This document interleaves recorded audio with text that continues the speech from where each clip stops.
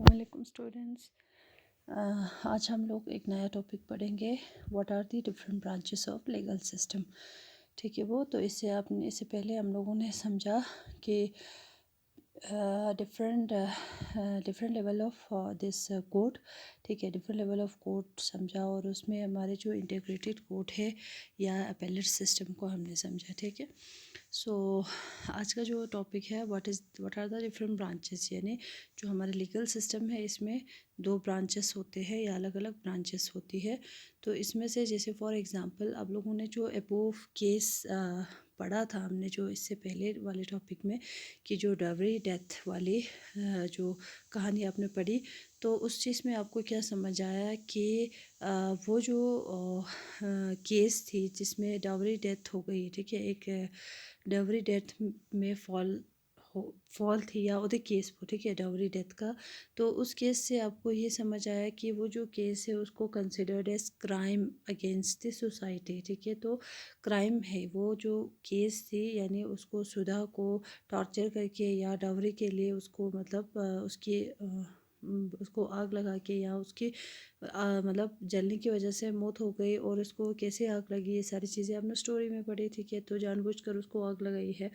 तो ये सारी चीज़ें जो है ये हमारे किस में आते हैं कि इसमें क्या किया कि स्टोरी में violation of the criminal law. ठीक है, तो क्रिमिनल लॉ को वायलेट किया, यानी कुछ लॉ ऐसे होते हैं जो क्रिमिनल लॉ हम जिसको कहेंगे, उस क्रिमिनल लॉ के हिसाब से कुछ ऐसे एक्शन, कुछ ऐसे एक्ट को कंसिडर करते हैं क्राइम। ठीक है, सो इसी तरह से जो सेकंड है, जैसे आपने इससे पहले वाले चैप्टर में हमने समझा कि वायलेशन अगेंस्ट द यानी डोमेस्टिक वायलेंस। ठीक है, डोमेस्टिक वायलेंस जो है हमने बताया आपको कि ज़्यादातर वुमेन फेस करती है।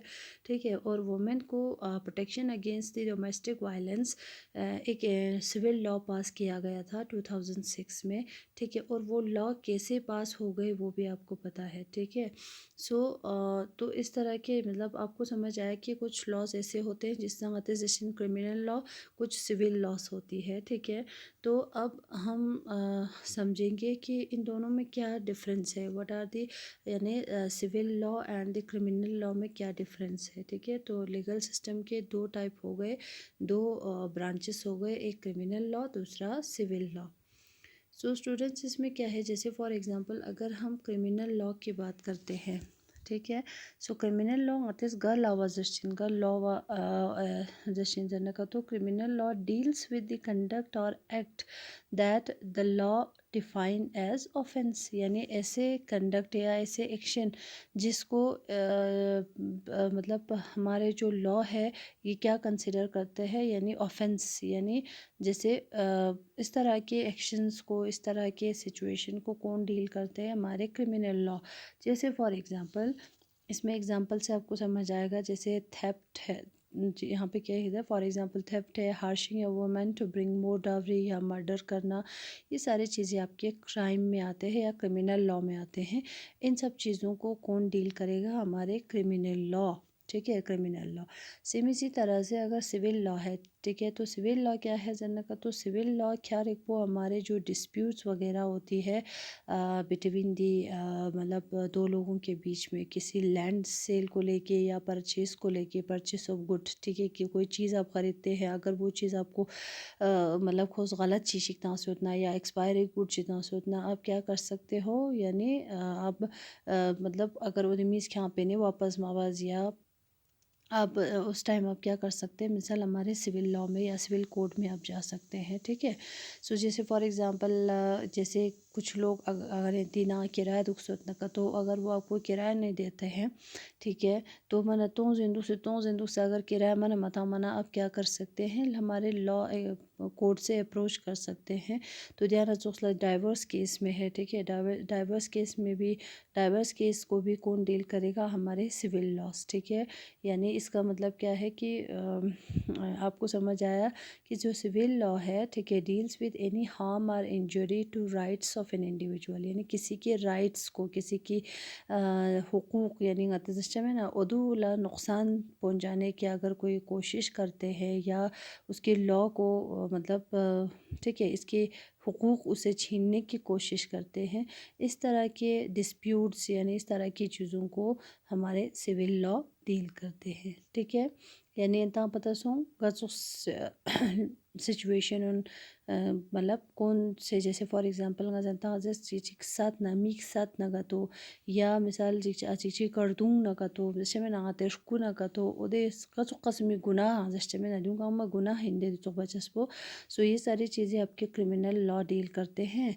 और सिविल लॉ क्या डील करते हैं कि सिविल लॉज जैसे आती डिस्प्यूट आप और आपके मिसाल रिश्तेदार के बीच में लैंड को लेके अगर कोई डिस्प्यूट है तो उस चीज़ को जो है अगर आप लोगों के बीच में ये डिस्प्यूट कभी सॉल्व ही नहीं होते हैं या घंटांग इस किरकिल पर कन्फ्लिक्ट चिगलू से न का तो अब वो चीज़ जो है आप क्या कर सकते हैं कोर्ट से अप्रोच कर सकते हैं। अगर आप कोर्ट से अप्रोच करेंगे तो according to the civil law के हिसाब से आपको वो सारी चीज़ें सॉल्व कर देगा या इन सारी चीज़ों को डील करेगा। ध्यान चुखला अगर डाइवोर्स, ठीक है, डाइवोर्स में मिसाल के तौर अगर मतलब अनिल अगर डाइवोर्स क्वेश्चन न का तो खोज बचिन कोर्ट ला अप्रोच बचिन कि मुझे इससे अलग कर दो, ठीक है, डाइवोर्स दो मुझे इसके खिलपियानो मुझे इसके साथ नहीं रहना ये वो, ठीक है। तो इसका मतलब भी बचा मैंने देखी मी खेर खो जेल तो खो जेल जोजरे, ठीक है। इसमें क्या करते हैं आप दोनों के बीच में जो प्रॉब्लम है जो डिस्प्यूट है उसको क्या कर देगा रिजॉल्व कर देगा, ठीक है। तो ये सारी चीज़ें आपके सिविल लॉ डील करते हैं। सो इसमें नेक्स्ट क्या है कि अगर क्रिमिनल लॉ जो है ना it is being with the logging of an first information with the police who with the police who investigate the crime after which a case filed in the court, ठीक है। तो criminal law में, ठीक है, इसमें क्या होता है यूजुअली नाम सांगने का तो अगर कोई क्राइम होता है, ठीक है, तो उसमें सबसे पहला फर्स्ट इंफॉर्मेशन रिपोर्ट की ज़रूरत होती है ना, फर्स्ट इंफॉर्मेशन एफआईआर, ठीक है। नेक्स्ट टॉपिक में नेक्स्ट चैप्टर में आप लोग इस चीज़ को अच्छे से समझने वाले हैं कि एफआईआर क्या चीज़ है, ठीक है। तो फिर भी यहाँ पे क्या है एफआईआर यानी फर्स्ट इंफॉर्मेशन रिपोर्ट। अगर यहाँ पे मर्डर हुआ है तो इस मर्डर का सबसे पहला रिपोर्ट जो है दर्ज करना होता है। जहाँ सबसे पहला जो वहाँ पे इंफॉर्मेशन देगा या इंफॉर्मेशन लिखेगा वहाँ पे उधर चीज़ बुलाते हैं एफआईआर रजिस्टर। उसके बाद क्या करता है पुलिस इन्वेस्टिगेट करते हैं, फिर सारी चीज़ें जमा करते हैं, एविडेंस वगैरह कलेक्ट करते हैं, फिर इसके बाद कोर्ट में ये फ़ाइल जो है ये केस जो है फ़ाइल करते हैं, ठीक है।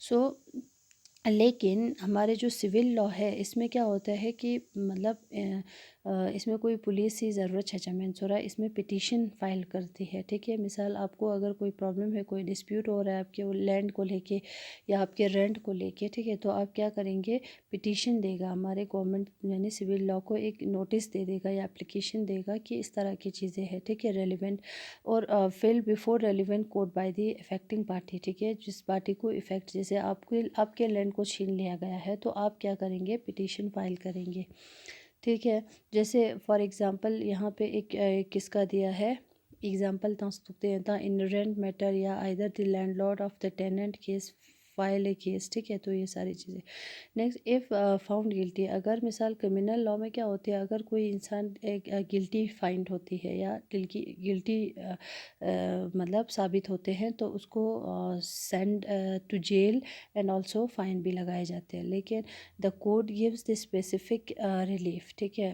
अब इसमें क्या होता है सिविल लॉ में फॉर एग्ज़ाम्पल अगर आपके मिसाल आते रेंट किराएदार चाहिए, ठीक है, वो टेनेंट आपको किराया नहीं देते हैं लेकिन अब कोर्ट कहता है कि खेज एक तो कोई किराया तो ऊपर से आप घर से मतलब इस घर को खाली करो जरचिन चुरा। अगर फिर भी ये इंसान ऐसा नहीं करते हैं तो तब जाके अंगतस दिया नुकचिन पुलिस ही लाश चचिन, अदरवाइज़ दिया पुलिस ही इतना ज़रूरत नहीं होते हैं, ठीक है। होप आपको ये चीज़ समझ में आ गया होगा क्रिमिनल लॉ और सिविल लॉ में क्या डिफरेंस है, ठीक है वो। So this was all about इंशाल्लाह आप लोग और मतलब इसको एक दो बार रिपीट करो बार बार एक दो बार अगर पढ़ेंगे ख़ुद से भी पढ़ो बुक से तो समझ में आ जाएगा, ठीक है। तो नेक्स्ट टॉपिक में हम और एक मोस्ट इम्पॉर्टेंट टॉपिक पढ़ने वाले हैं जो हम नेक्स्ट आपके वीडियो में पढ़ेंगे या नेक्स्ट क्लास में पढ़ेंगे इंशाल्लाह। टिल देन खुदा हाफिज़।